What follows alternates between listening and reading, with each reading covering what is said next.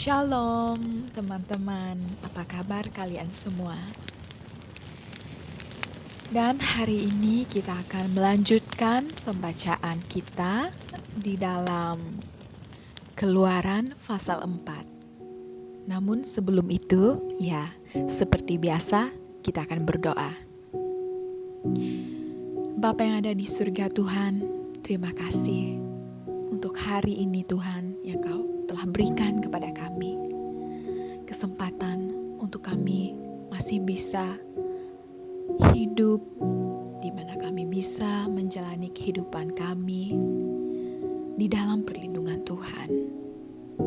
Tuhan, kami menyerahkan pribadi kami, begitu juga teman-teman kami yang mengikuti Read With Me ini, menyerahkan mereka di dalam tangan-Mu Tuhan. Tuhan, pimpin kami, tuntun kami Tuhan, di dalam setiap firman yang kami akan baca. Tuhan Yesus, terima kasih atas kebaikan-Mu dalam kehidupan kami. Beri kami hikmat, pengertian tentang firman-Mu, dan biar kami dapat mendengar dengan jelas suara Engkau berfirman kepada kami Tuhan. Dan nyatakanlah isi hati-Mu lewat firman yang kami baca.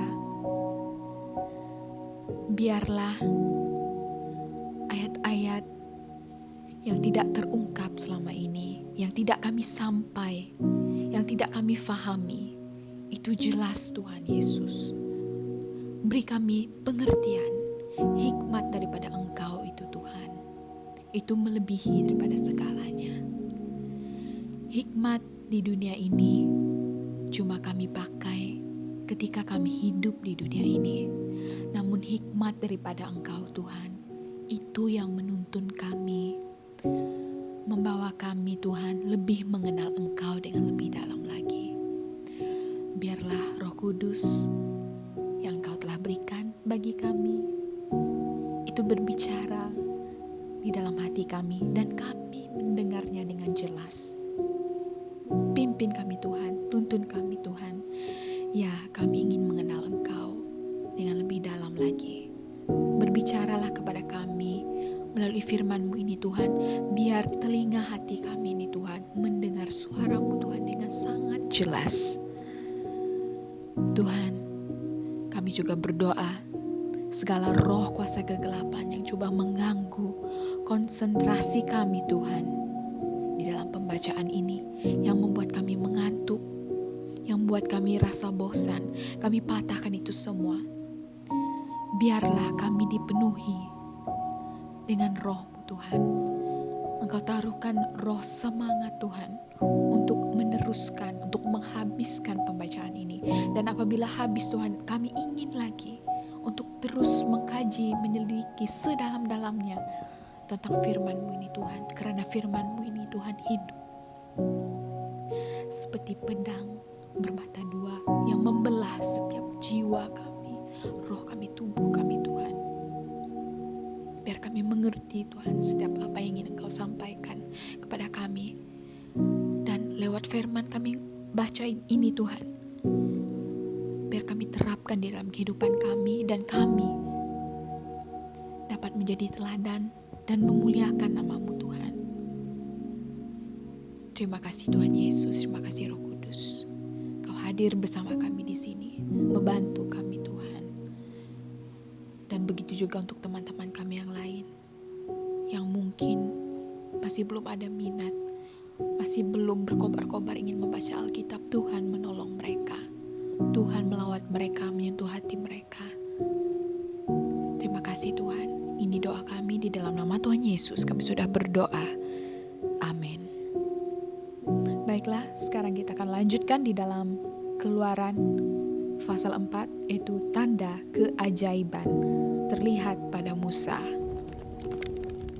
Jawab Musa pula, tetapi mereka tidak akan mempercayai aku atau mendengar kata-kataku, bahkan mereka akan berkata, Tuhan tidak menampakkan diri kepadamu. Firman Tuhan kepadanya, "Apakah yang ada di tanganmu itu?" Jawab Musa, "Tongkat." Firman-Nya, "Campakkannya ke tanah." Musa mencampakkannya ke tanah, lalu tongkat itu menjadi ular. Lantas larilah Musa meninggalkannya. Firman Tuhan kepada Musa, "Hulurkanlah tanganmu dan tangkaplah ekornya." Musa menghulurkan tangannya dan menangkapnya. Lalu ular itu menjadi tongkat semula di tangannya. Lakukanlah hal itu supaya mereka percaya bahwa Tuhan Allah nenek moyang mereka, Allah Abraham, Allah Ishak, dan Allah Yakub telah menampakkan diri kepadamu. Firman Tuhan lagi kepadanya, "Masukkanlah tanganmu ke dalam bajumu." Musa memasukkan tangannya ke dalam bajunya. Setelah dikeluarkan, tampak tangannya dijangkiti kusta, putih seperti salji. Firman Allah, "Masukkan tanganmu semula ke dalam bajumu." Dia pun memasukkan tangannya semula ke dalam bajunya. Setelah dikeluarkan lagi dari dalam bajunya, kelihatan tangannya itu pulih kembali, sama seperti kulitnya yang sedia kala. Ayat 8, "Maka sekiranya mereka tidak mempercayai kamu dan tidak meyakini keajaiban yang pertama, mereka akan percaya setelah melihat keajaiban berikutnya. Akan tetapi, jika mereka tidak percaya setelah melihat kedua-dua tanda itu dan enggan mendengar kata-katamu, ambillah air sungai Nil dan curahkanlah ke tanah yang kering. Maka air sungai Nil itu akan menjadi darah di tanah yang kering itu." Ayat 10, "Namun begitu, kata Musa kepada Tuhan, Ya Tuhan, hamba-Mu ini bukan seorang yang pandai berbicara, baik dahulu maupun sekarang. Saat Engkau berfirman kepada hamba-Mu ini, karena hamba-Mu ini berat mulut dan berat lidah." Seperti apa yang saya belajar mengenai Musa ini, yang saya mengerti yang maksudnya berat lidah, gak pandai berbicara itu, dia itu gagap. Ya, kalian tahu kan apa itu gagap? Jadi Musa itu gagap.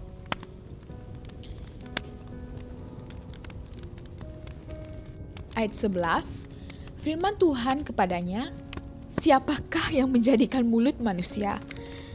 Siapakah yang menjadikan orang bisu atau peka? Boleh melihat atau buta? Bukankah aku, yaitu Tuhan? Sekarang, pergilah, aku akan menolong kamu berbicara dan aku akan mengajarmu apa yang patut kamu katakan." Akan tetapi Musa berkata, "Ya Tuhan, hamba mohon, utuslah orang lain. Sesiapa sahaja yang patut kau utus." Nah, ini itu menunjukkan seperti kita. Ketika Tuhan panggil kita untuk melayani, malah kita selalu menolak. Kayak gini. And then di dalam ayat 14, "Maka menyalalah murka Tuhan terhadap Musa, firman-Nya, Bukankah ada Harun abangmu orang Lewi itu?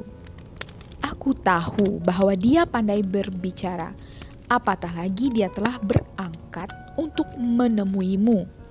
Apabila dia melihat kamu, akan sukacitalah hatinya.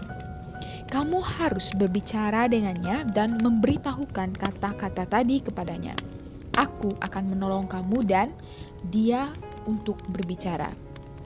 Dan aku akan memberitahumu apa yang harus kamu lakukan.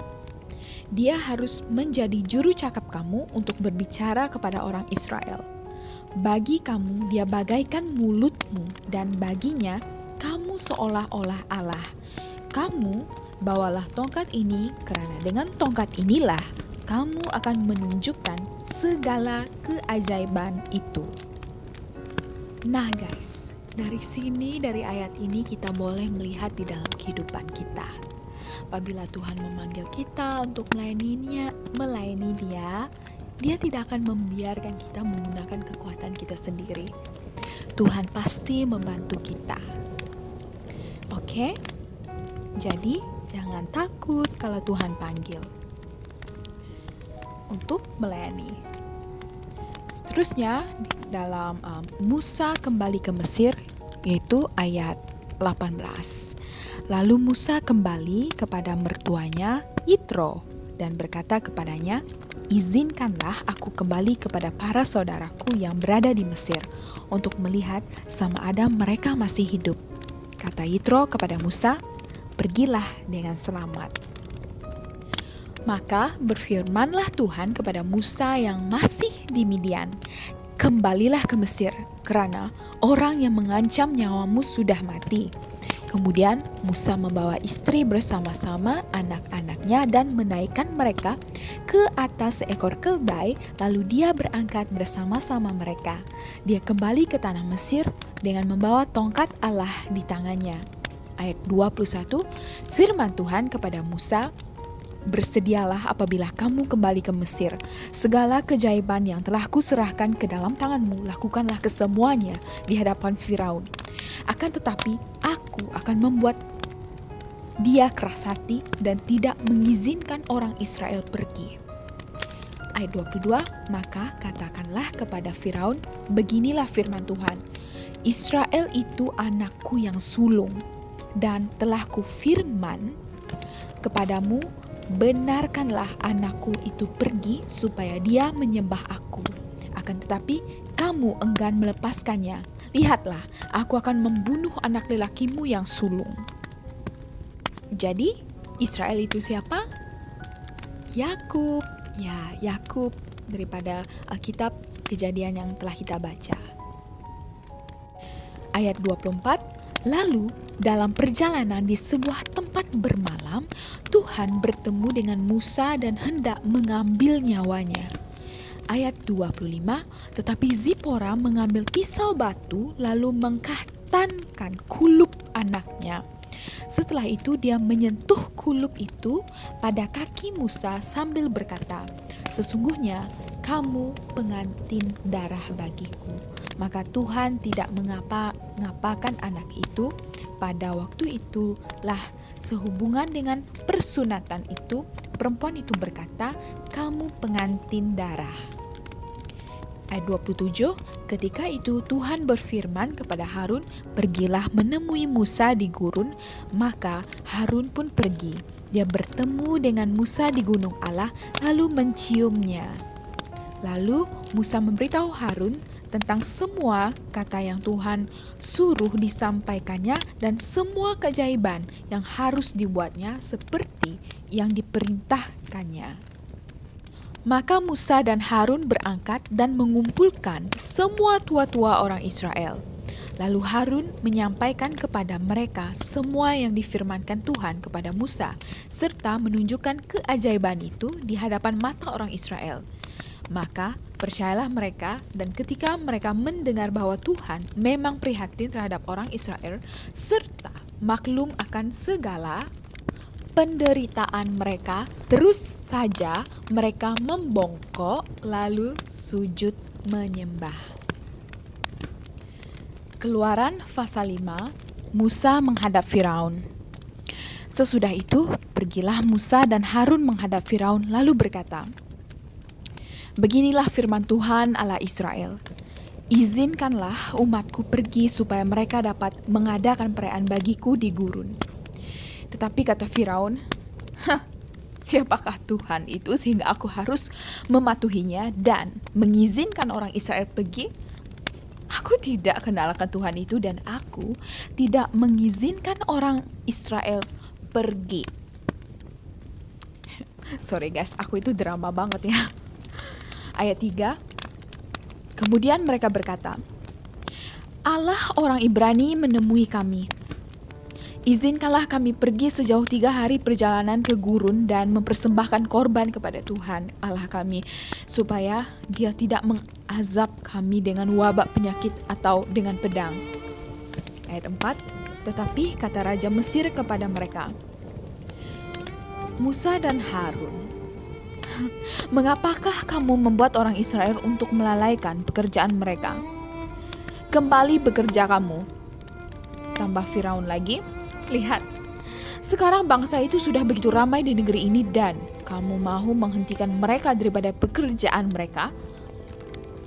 Maka pada hari itu juga Firaun memberikan perintah demikian kepada para tukang kerah orang Israel itu dan kepada para mandur mereka. Jangan lagi kamu beri bangsa itu jerami untuk membuat batu bata seperti sebelumnya. Biarkan mereka sendiri pergi mengumpulkan jerami. Namun begitu jumlah batu bata yang perlu dibuat mereka mestilah sama banyaknya dengan yang dibuat mereka sebelumnya. Jangan menguranginya. Mereka itu pemalas. Maka itulah sebabnya mereka berteriak, izinkanlah kami pergi mempersembahkan korban kepada Allah kami. Beratkan pekerjaan mereka itu selagi supaya mereka terus bekerja dan tidak menghiraukan kata-kata dusta. Ayat 10, maka keluarlah para pengerah bangsa itu dan para mandurnya, lalu berkatalah mereka kepada orang Israel, beginilah titah Firaun, aku tidak akan memberikan jerami lagi kepadamu. Pergi dan carilah sendiri jerami di mana-mana saja kamu boleh mendapatkannya.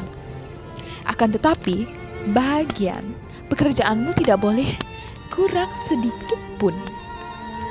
Maka orang Israel menjelajah seluruh tanah Mesir untuk mengumpulkan tunggul gandum sebagai jerami. Ayat 13, para tukang kerah terus mendesak mereka dengan berkata, selesaikanlah pekerjaanmu sehari-hari seperti pada waktu ada jerami. Lalu para tukang kerah Firaun memukul para mandur orang Israel yang diangkat oleh mereka untuk menyelia bangsa mereka sambil berkata, mengapa kemarin ataupun hari ini jumlah batu bata yang kamu buat tidak menurut jumlah yang ditetapkan, itu seperti dahulu? Maka pergilah para mandur orang Israel menghadap Firaun lalu berseru,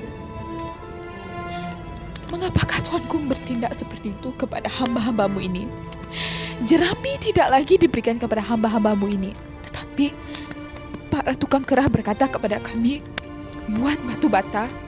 Ketahuilah hamba-hambamu ini dipukul padahal orang tuaku yang bersalah. Kata Firaun, memang kamu semua pemalas. Maka sebab itulah kamu berkata, izinkanlah kami pergi mempersembahkan korban kepada Tuhan. Sekarang pergilah bekerja semula. Kamu tidak akan diberi jerami lagi, tetapi jumlah batu bata yang mesti kamu serahkan sama seperti biasa. Ayat 19, maka sedarlah para mandur orang Israel bahwa mereka berada dalam kesusahan apabila mereka diberitahu, kamu tidak boleh mengurangkan jumlah batu bata yang ditetapkan setiap hari. Ketika mereka keluar meninggalkan Firaun, mereka bertemu dengan Musa dan Harun yang sedang berdiri menantikan mereka. Lalu kata mereka kepada kedua-duanya, semoga Tuhan melihat perbuatanmu serta menghukum kamu kerana kamu telah membusukkan nama kami di hadapan Firaun dan di hadapan para pegawainya. Kamu memberikan sebilah pedang kepada mereka untuk membunuh kami. Maka kembalilah Musa menghadap Tuhan, katanya, ya Tuhan, mengapakah engkau menyusahkan bangsa ini? Mengapakah pula engkau mengutus hambamu ini? Sejak hambamu menghadap Firaun untuk berbicara atas namamu, dia telah melakukan kejahatan terhadap bangsa ini. Engkau sama sekali tidak melepaskan umatmu. Keluaran pasal 6, Allah menjanjikan pembebasan. Lalu berfirmanlah Tuhan kepada Musa, sekarang kamu akan melihat apa yang akan kulakukan terhadap Firaun, kerana hanya setelah dipaksa oleh tangan yang kuat, barulah dia akan mengizinkan orang Israel pergi. Ya, dengan dipaksa oleh tangan yang kuat, barulah dia akan mengusir mereka dari tanahnya. Ayat 2, kemudian berfirmanlah Allah kepada Musa, akulah Tuhan, aku telah menampakkan diri kepada Abraham, Ishak dan Yakub sebagai Allah yang Maha Kuasa. tetapi aku belum menyatakan diri dengan sepenuhnya makna namaku Tuhan. Aku juga sudah menetapkan perjanjianku dengan mereka untuk mengurniakan tanah Kanaan kepada mereka, yaitu tempat mereka tinggal sebagai pendatang. Aku telah mendengar rintihan orang Israel yang diperhamba oleh warga Mesir, dan aku akan perjanjian. Ayat 5, aku telah mendengar rintihan orang Israel yang diperhamba oleh warga Mesir, dan aku ingat akan perjanjianku. Maka katakanlah kepada orang Israel, akulah Tuhan. Aku akan membebaskan kamu daripada beban kerahan kerja paksa oleh warga Mesir. Aku akan melepaskan kamu daripada perhambaan mereka dan menembus kamu dengan lengan yang terhulur dan hukuman yang besar. Aku akan mengangkat kamu menjadi umatku, dan aku akan menjadi Allahmu. Kamu akan tahu bahwa akulah Tuhan Allahmu yang membebaskan kamu daripada beban kerahan kerja paksa oleh warga Mesir. Aku akan membawa kamu ke negeri yang dengan bersumpah aku berjanji akan kukurniakan kepada Abraham, Ishak, dan Yakub. Aku akan mengurniakannya kepadamu untuk menjadi milikmu. Akulah Tuhan. Guys, bagian ini sangat-sangat menyentuh saya karena saya menggambarkannya di dalam diri saya. Ketika saya melewati cobaan, badai, ketika saya rasa seperti diri saya tidak keluar daripada masalah saya, ini seperti Tuhan berbicara kepada saya. Akulah Tuhan, aku bisa membawa kamu keluar. Akulah Tuhan. Aku Tuhan. Itu maksudnya itu dia menunjukkan kuasanya yang besar. Dia mampu mengangkat kita keluar dari masalah kita. Kamu siapa? Kamu siapa memandang aku seperti aku ini enggak punya, seperti aku ini enggak bisa membawa kamu keluar, kayak gitu. Aku Tuhan, dia Tuhan guys, dia yang menciptakan langit, dia menciptakan kita. Jadi dia itu sangat-sangat berkuasa. Jadi mengapa kita sering jatuh sedih dengan masalah kita yang begitu kecil sekali di hadapan Tuhan.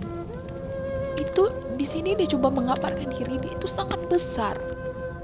Tidak ada masalah yang tidak boleh diselesaikan Tuhan.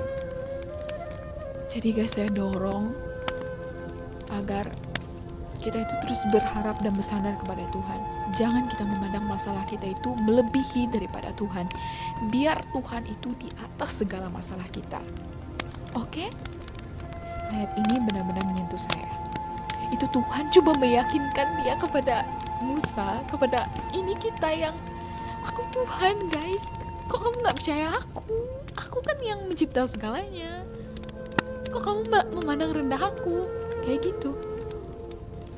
Oke, kita teruskan. Ayat 9.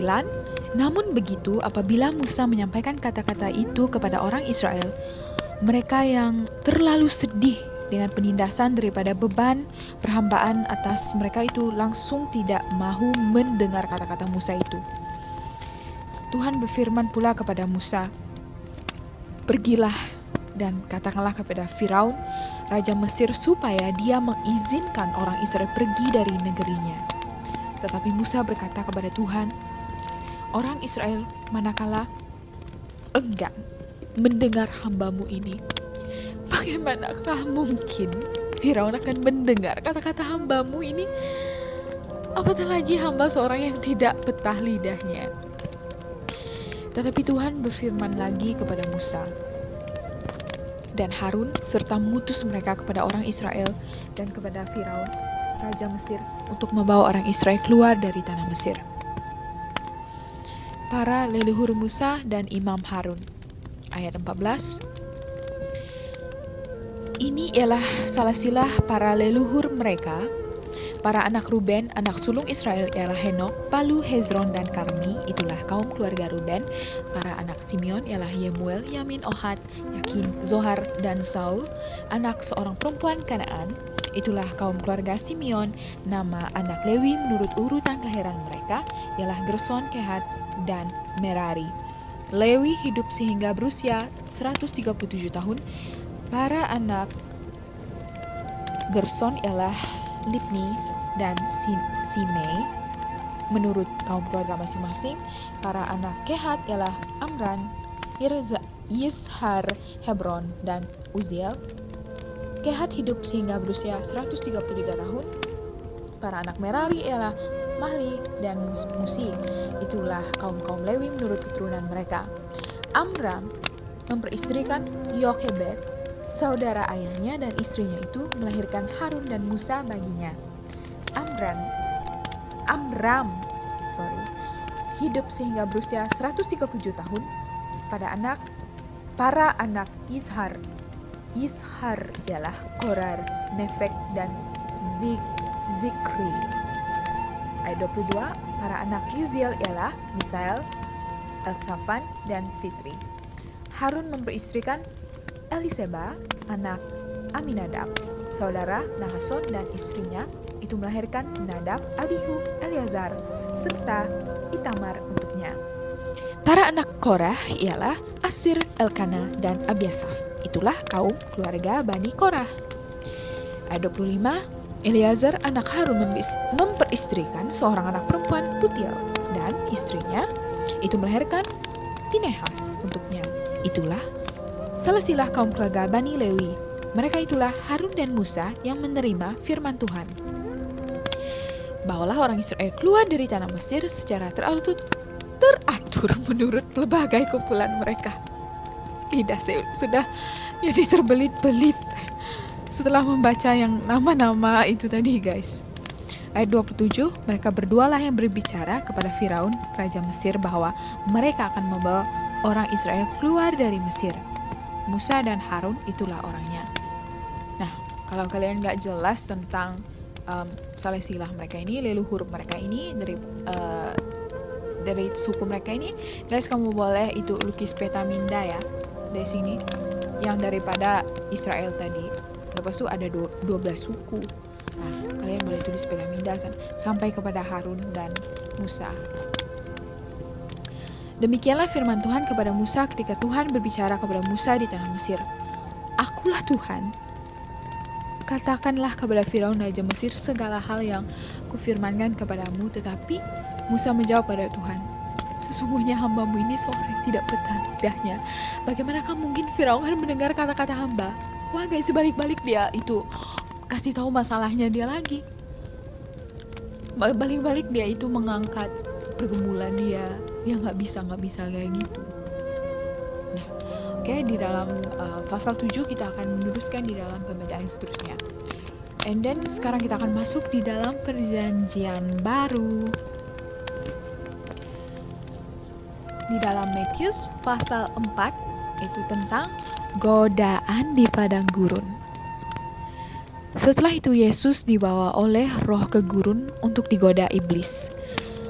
Setelah Yesus berpuasa 40 hari 40 malam, dia berasa kelaparan. Iblis datang kepadanya lalu berkata, "Jika engkau anak Allah, perintahkanlah batu-batu ini menjadi roti." Yesus menjawab, "Telah tersurat, manusia hidup bukan dengan roti saja, tetapi dengan setiap firman yang keluar daripada mulut Allah." Nah guys, ini terbukti kita itu bukan saja hidup daripada makan nasi aja. Maksudnya kalau nggak ada firman di hati kita itu kayak sepertinya kita itu kurang charge. Seperti kalau kalau telepon nggak di charge akan mati. Nah, kita harus mengisi hidup kita, hati kita dengan firman Tuhan. Oke? And then di dalam ayat 5, selepas itu iblis membawa Yesus ke kota suci lalu meletakkannya di puncak bait suci dan berkata kepadanya, "Jika engkau anak Allah, terjunlah, karena telah tersurat tentangmu, Allah akan memerintahkan malaikat-malaikatnya dan mereka akan menatangmu supaya kakimu tidak terhantuk batu. Yesus menjawab, tetapi telah tersurat, janganlah engkau menduga Tuhan Allahmu. Iblis membawa pula Yesus ke gunung yang amat tinggi, lalu menunjukkan kepadanya semua kerajaan di dunia, serta kemuliaannya.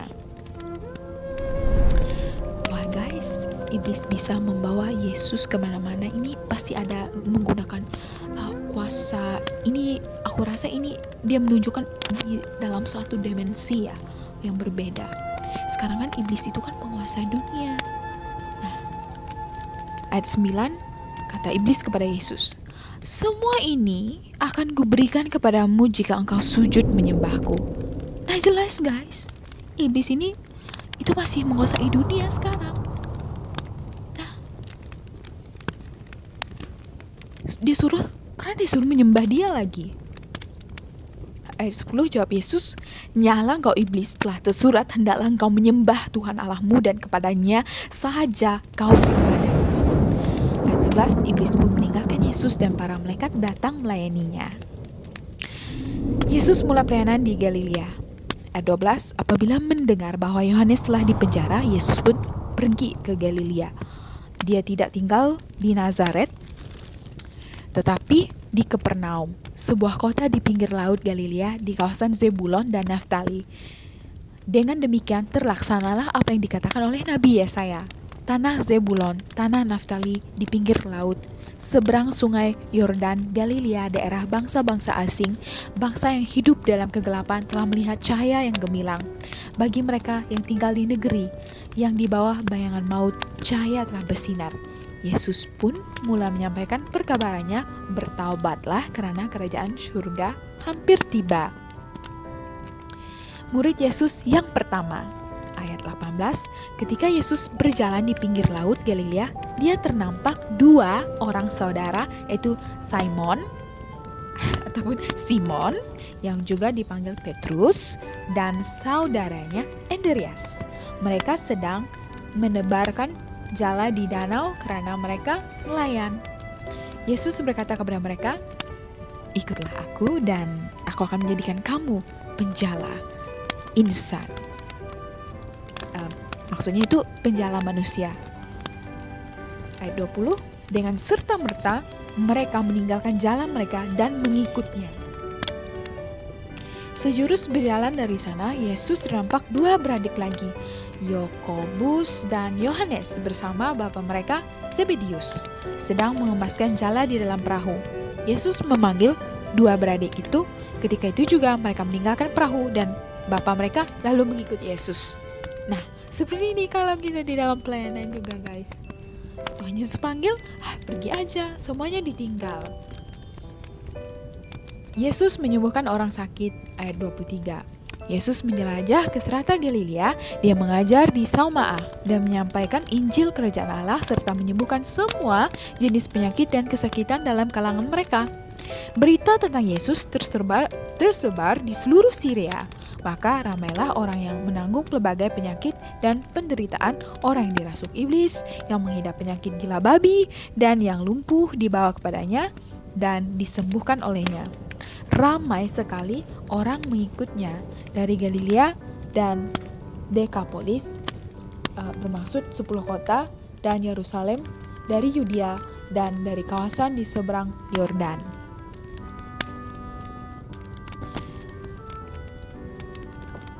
Matius pasal 5 yang diberkati. Ketika Yesus melihat orang ramai itu, dia pun mendaki ke atas sebuah bukit lalu duduk. Kemudian datang murid-muridnya kepadanya. Dia pun mula mengajar mereka. Ayat 3, diberkatilah mereka yang miskin kerohanian, karena merekalah yang empunya kerajaan surga. Diberkatilah mereka yang bersedih, karena mereka akan terhibur. Diberkatilah mereka yang lemah lembut, karena mereka akan mewarisi bumi ini. Diberkatilah mereka yang lapar dan dahaga akan kebenaran, karena mereka akan dipuaskan. Diberkatilah mereka yang berpengasihan karena mereka akan dikasihani juga. Diberkatilah mereka yang suci hati karena mereka akan melihat Allah. Diberkatilah mereka yang mendamaikan manusia karena mereka akan dipanggil anak-anak Allah. Diberkatilah mereka yang dianiaya demi perbenaran karena kerajaan surga untuk mereka. Diberkatilah kamu apabila orang menghina, menganiaya, dan menfitnahmu dengan segala yang jahat karena-Mu. Bersukacita dan bergembiralah karena besar ganjaran-Mu di surga. Begitu jugalah para nabi zaman dahulu dianiaya. Garam dan cahaya. Kamu ialah garam bumi. Jika garam jadi tawar, tidak mungkinlah masin semula. Tidaklah berguna lagi, hanya layak dibuang dan dipijak orang. Kamu ialah cahaya dunia ini. Kota di atas bukit tidak mungkin tersembunyi. Tiada siapa memasang pelita lalu menyoroknya di bawah pasu. Tentu dia meletakkannya di atas kaki pelita untuk menerangi seisi rumah. Biarlah cahayamu juga bersinar di hadapan orang ramai, supaya mereka melihat perbuatanmu yang baik, lalu memuji Bapamu yang di surga. Nah, ini maksud ayat ini itu kayak sepertinya kita punya karakter itu biar memuliakan Tuhan. Yesus dan hukum Taurat. Jangan sangka aku datang untuk menghapuskan Taurat dan ajaran nabi-nabi. Aku datang bukan untuk menghapuskan, tetapi untuk menunaikan segala-galanya. Sesungguhnya aku berkata kepadamu, selagi ada langit dan bumi, satu titik atau huruf yang terkecil pun tidak akan hapus daripada Taurat sebelum semuanya ternyata berlaku. Dengan demikian, jika seseorang yang melanggar hukum yang terkecil pun akan mengajar orang lain melanggarnya, dia akan tergolong antara mereka yang paling rendah dalam kerajaan surga. Sebaliknya, jika seseorang mematuhi Taurat dan mengajar orang lain turut patuh, dia akan menjadi orang yang mulia dalam kerajaan surga. Maka aku berkata kepadamu, sesungguhnya kamu tidak akan memasuki kerajaan surga jika kesalehanmu tidak lebih daripada kesalehan ahli Taurat dan orang Farisi. Kamu telah mendengar ajaran daripada nenek moyang kita, jangan membunuh. Sesiapa yang membunuh akan dihakimi. Tetapi sekarang aku berkata kepadamu, sesiapa yang marah terhadap saudaranya akan dihakimi. Sesiapa yang mencaci saudaranya akan dibawa ke majelis agama, dan sesiapa yang memanggil saudaranya bodoh akan dihumbankan ke dalam api neraka. Oleh itu, jika kamu sedang meletakkan persembahan kepada Allah di atas mezbah, lalu teringat bahwa saudaramu bersangkit hati denganmu, tinggalkanlah persembahanmu di depan mezbah, berdamailah dulu dengan saudaramu, kemudian barulah buat persembahanmu. Berdamailah dengan orang yang hendak mendakwamu di mahkamah sewaktu kamu masih dalam perjalanan ke situ. Jika tidak, dia akan menyerahkanmu kepada hakim, kemudian hakim menyerahkanmu kepada pegawai, dan kamu akan dimasukkan ke dalam penjara. Sesungguhnya aku berkata kepadamu bahwa kamu akan meringkuk di dalam penjara hingga kamu menjelaskan semua bayaran. Berzina itu di dalam ayat 27. Kamu telah mendengar ajaran ini, jangan berzina. Tetapi sekarang aku berkata kepadamu, sesiapa yang memandang seorang wanita dengan berahi telah berzina dengannya di dalam hati. Jika mata kananmu menyebabkan kamu berdosa, cungkillah dan buanglah mata itu. Lebih baik kamu kehilangan satu bagian tubuhmu daripada seluruh tubuhmu terhumban ke dalam neraka. Jika tangan kananmu menyebabkan kamu berdosa, potonglah dan buangkanlah tangan itu. Lebih baik kamu kehilangan sebelah tanganmu daripada seluruh tubuhmu masuk ke dalam neraka. Perceraian. Ada ajaran demikian, sesiapa yang menceraikan istrinya hendaklah memberinya surat cerai. Tetapi sekarang aku berkata kepadamu, sesiapa yang menceraikan istrinya kecuali kerana zina, menyebabkan wanita tersebut berzina jika berkahwin lagi. Nah, Dan sesiapa berkawin dengan wanita yang diceraikan itu, dia berzina. Membuat sumpah. Ayat 33, kamu telah mendengar ajaran kepada nenek moyang kita, jangan bersumpah palsu. Tunaikan sumpahmu kepada Tuhan. Tetapi sekarang aku berkata kepadamu, janganlah bersumpah demi langit, karena langit itu tata Allah. Jangan bersumpah demi bumi, karena bumi ini alas kakinya. Atau demi Yerusalem, karena itu kota Raja Agung, yaitu Allah. Demi kepalamu pun jangan, karena kamu tidak berkuasa memutihkan atau menghitamkan rambutmu walau sehelai. Katakan saja ya atau tidak, dan kotakan kata itu. Yang lebih daripada itu datang daripada si durjana. Siapa si durjana ini? Itu iblis. Mata diganti mata. Kamu telah mendengar ajaran begini, mata diganti mata, gigi diganti gigi. Tetapi aku berkata kepadamu, janganlah membalas dendam terhadap orang yang berbuat jahat kepadamu. Malah jika seorang menampar pipi kananmu, palinglah pipi kirimu juga terhadapnya. Jika seseorang hendak mendakwamu untuk mendapatkan bajumu, berilah jubahmu juga. Jika sesiapa memaksamu berjalan sebatu dengannya, pergilah 2 batu bersamanya. Jika seseorang meminta sesuatu daripadamu, berikanlah. Jika seorang hendak meminjam sesuatu kepadamu, usahlah berpaling daripadanya. Nah guys, kalau menurut pengertianku sekarang itu, ini bukan ayat ini merujukkan kepada kita utamakan lebih kepada orang lain, bukan diri kita. Kita mengorbankan diri kita. Selalunya kan kita bilang, aku ini terlalu menjaga hati teman aku sehingga hatiku sendiri sakit kayak gitu. Dan sekarang aku udah gak peduli lagi temanku, biarlah aku fokus kepada diri aku saja kayak gitu. Tapi kalau aku melihat daripada firman ini, ayat ini tuh merujuk kepada kita itu lebih mengutamakan orang lain, mengutamakan teman-teman kita kayak gitu. Itu menurut pandangan aku sekarang. Supaya kita itu, ini maksudnya supaya kita nggak kayak selfish, pentingkan diri sendiri. Bagaimana menurut kamu? Mengasihi musuhmu. Kamu telah mendengar ajaran yang berikut, kasihilah sesama manusia dan bencilah musuhmu. Tetapi sekarang aku berkata kepadamu, kasihilah musuhmu dan doakan orang yang menganiayamu. Dengan demikian kamu jadi anak-anak Bapamu yang di surga. Karena Allah menerbitkan matahari untuk orang yang jahat dan orang yang baik. Dia menurunkan hujan untuk orang yang benar dan orang yang tidak benar. Jika kamu mengasihi orang yang mengasihimu, apakah ganjaranmu? Bukankah pemungut cukai pun berbuat demikian? Jika kamu hanya beramah mesra dengan saudara-saudara selingkungan, apakah kelebihanmu daripada orang lain? Orang yang tidak mengenal Allah pun berbuat demikian. Hendaklah engkau sempurna seperti Bapamu di surga. Nah, Tuhan mau kita sempurna seperti Dia. Jadi kalau kamu cuma layan teman-teman yang kamu rasa suka aja kayak gitu, apa bezanya kamu dengan orang lain? Sama aja kayak gitu. And then di dalam pasal 6, bersedekah kepada orang miskin. Ingatlah, jangan buat amal ibadat di muka umum supaya dilihat orang. Kamu tidak akan mendapat ganjaran daripada Bapamu yang di surga. Oleh itu, ketika kamu bersedekah kepada orang miskin, jangan heboh-hebohkan seperti orang munafik.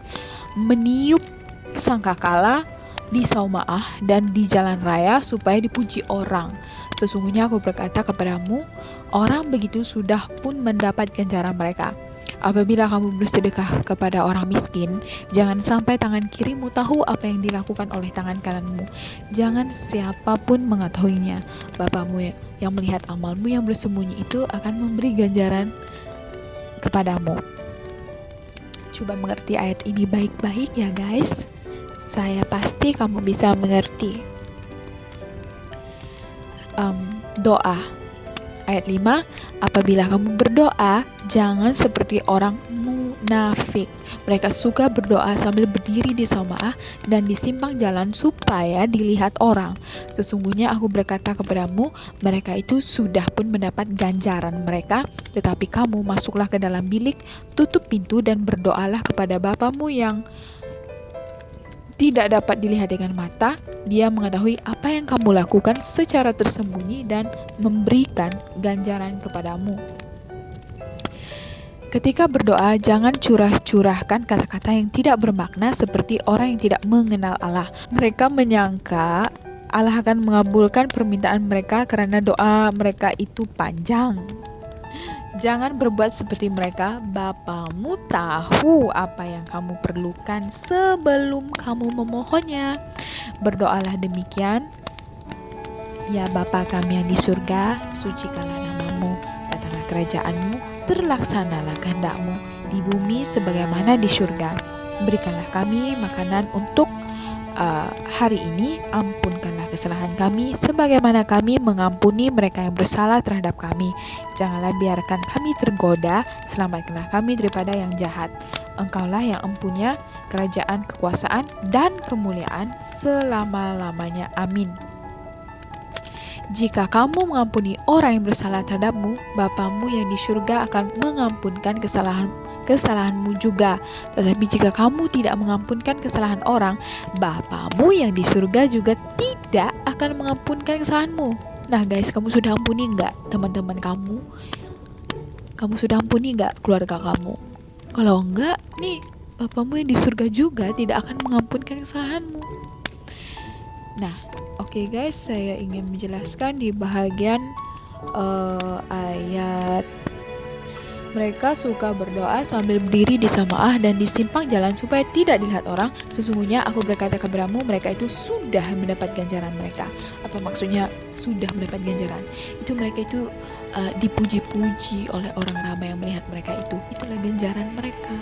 Mereka terima puji-pujian. Jadi bagi kita yang berdoa bersembunyi kayak gitu, Tuhan akan memberi ganjaran kepada kita secara sembunyi-sembunyi tanpa kamu sadar. Kamu benar-benar berkata pada Tuhan kayak gitulah. Begitulah bagi pandangan saya sekarang.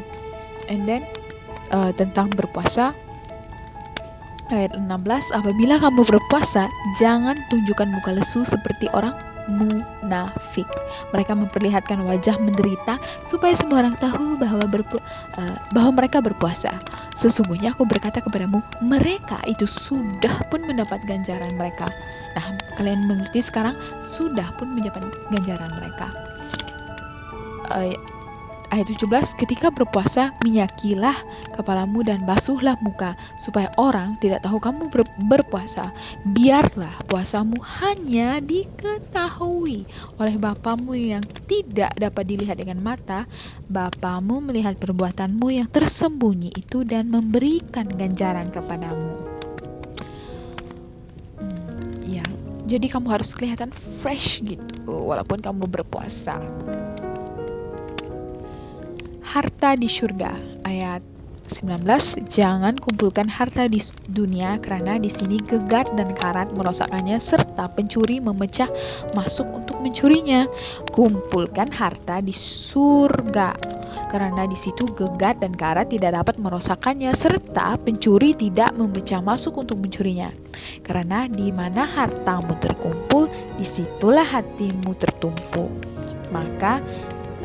Mata ialah pelita tubuh. Jika matamu terang, seluruh tubuhmu penuh dengan cahaya. Tetapi jika matamu kabur, seluruh tubuhmu gelap. Jika cahaya di dalam tubuhmu menjadi gelap, maka gelap gelitalah keadaannya. Ini merujuk kita guys. Seseorang tidak mungkin mengabdi diri daripada dua orang tuan. Dia akan membenci yang seorang dan mengasihi yang lain, atau akan setia kepada yang seorang dan mencela yang lain. Demikianlah kamu tidak dapat menjadi hamba Allah dan juga hamba kekayaan. Jangan khawatir. Ayat 25, oleh itu aku berkata kepadamu, janganlah khawatir tentang hidupmu, tentang apa yang kamu makan atau minum, atau tentang tubuhmu dan tentang apa yang akan kamu pakai. Bukankah hidup lebih penting daripada makanan dan tubuh lebih penting daripada pakaian? Lihatlah burung di udara yang tidak menyemai atau menuai atau menyimpan hasil di jelapang, namun Bapamu yang di surga memberinya makan. Bukankah kamu lebih bernilai daripada burung? Siapakah dalam kalanganmu yang dapat melanjutkan usianya sedikit pun dengan menaruh khawatir? Jadi, mengapakah kamu risau tentang pakaian? Lihatlah bunga bakung di padang yang tidak bekerja atau bertenun. Namun, demikian aku berkata kepadamu, Raja Salomo dengan segala kemegahannya pun tidak berpakaian seindah bunga itu. Jika Allah menghiasi rumput di padang yang wujud hari ini dan esok dibakar di dapur, tidakkah Allah akan memberimu pakaian? Begitu tipis kepercayaanmu. Nah, jangan runsing tentang makanan, minuman, atau pakaianmu. Bangsa-bangsa yang tidak mengenal Allah mencari hal-hal ini. Akan tetapi Bapamu yang di surga tahu bahwa kamu memerlukan semua itu. Utamakanlah kerajaan Allah serta perbenarannya, dan semuanya itu akan diberikan kepadamu. Oleh itu, jangan khawatir tentang hari esok, karena hari esok akan khawatir tentang hal-halnya sendiri. Setiap hari sudah cukup dengan kesusahan sehari. Nah, sini Tuhan ingatkan kita lagi, jangan khawatir. Dan di dalam ayat 33 itu, utamakanlah kerajaan Allah serta perbenarannya, dan semuanya itu akan diberikan kepadamu. Utamakan kerajaan Allah dulu. Kalau sudah kita utamakan kerajaan Allah dulu, baru semuanya diberikan kepada kita. Yang seperti firman ini nyatakan. Nah, ini apa yang Tuhan bilang sama kita. Ini guys, cukup jelas.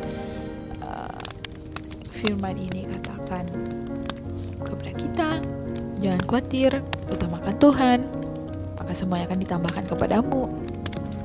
Oke, guys, terima kasih karena membaca bersama saya pada hari ini. Jumpa kita di next pembacaan. Tuhan Yesus memberkati. Bye.